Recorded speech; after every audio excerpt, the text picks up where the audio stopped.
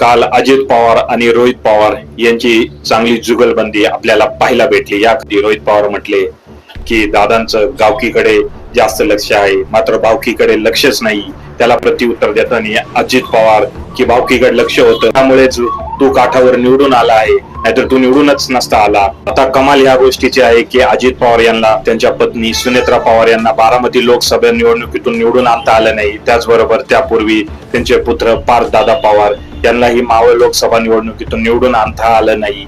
त्यांचे अनेक खासदार लोकसभेला पडले, मात्र विधानसभेला त्यांना एक अद्भुतपूर्ण असं यश मिळालं। ते यश वोट चोरीमुळे मिळालं अशी शंका अनेक जणांना आजही आहे। खुद्द अजित पवार यांनाही आश्चर्य झालं होतं 41 जागा आल्यानंतर।